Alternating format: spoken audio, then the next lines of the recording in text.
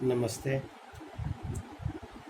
कक्षा 6 पाठ 6 वनराज की व्यथा। हमारे यहाँ जानवरों की प्रथाएं बहुत प्राचीन समय से चली आ रही हैं। ये आत्मकथात्मक शैली में लिखी गई है। इसमें वनराज की एक जो सबसे ज्वलंत समस्या है उसको उजागर किया गया है। दिन प्रतिदिन वनों के नष्ट होने से वन्य जीव जंतु समाप्त के कगार पर आ खड़े हुए हैं। ऐसे में पर्यावरण एवं अन्य जीव जंतुओं को बचाने के लिए यदि कोई ठोस कदम नहीं उठाया गया तो शेर जैसे अद्भुत प्राणी का अस्तित्व सदा के लिए समाप्त हो जाएगा। प्रस्तुत पाठ प्रश्न संख्या 42। मेरा नाम वनराज है। मैं बिल्ली प्रजाति का हूँ। मैं 2.5 वर्ष का हो गया हूँ। शीघ्र ही वयस्क हो जाऊंगा। मुझे 30 से 35 वर्ग किलोमीटर क्षेत्र का छोटा सा घर चाहिए। मेरी समस्या कोई सुने और मुझे एक घर आवंटित करा दे, क्योंकि दुधवा के जंगल कट रहे हैं और मैं भी विस्थापित हो गया हूँ। मैंने जोर से दहाड़ मारकर मुझे देखने आए सैलानियों को अपनी समस्या सुनाई। उन्होंने इस कान से सुना, दूसरे कान से बाहर निकाल दिया। 6 महीनों तक 600 सैलानियों से मैं मूछें नीचे करके मिन्नतें करता रहा। उनसे आंख मिचौली कर उन्हें खुश करता रहा, लेकिन सबने मुझे देखा, मेरी दास्तान सुनी और मुंह फेर कर चले गए। मैं फिर सैलानियों से कतराने लगा। दुधवा में आए सैलानियों को देखकर मैं झाड़ियों में छिप जाता और उनके सामने नहीं आता। मैं छिपकर उनकी बातें भी सुनता। एक दिन कुछ सैलानी आपस में बातें कर रहे थे। मैंने उनकी तरफ कान लगा लिए। वे कह रहे थे, विस्थापितों के लिए एक व्यापक योजना तैयार की गई है।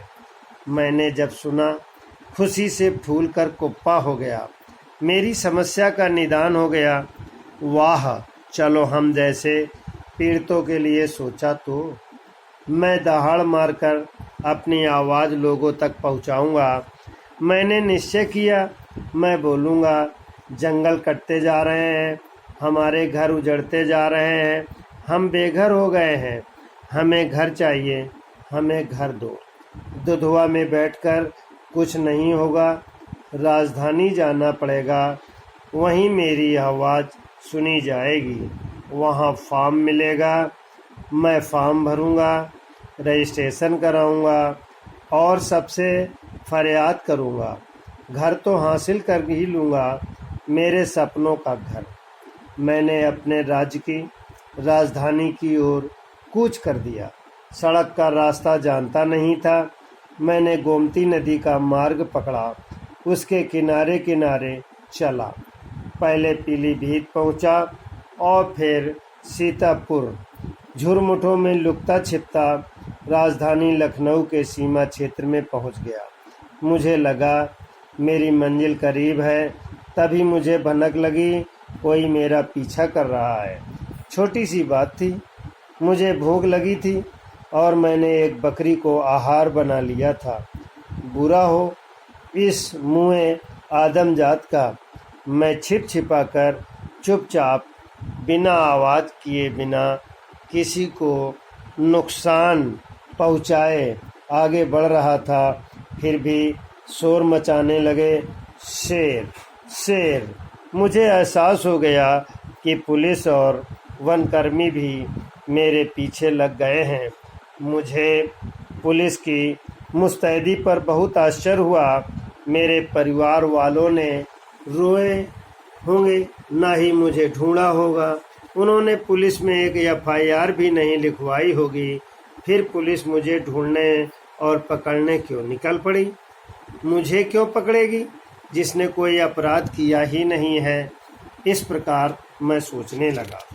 अब विद्यार्थी शब्दार्थ की ओर ध्यान देंगे।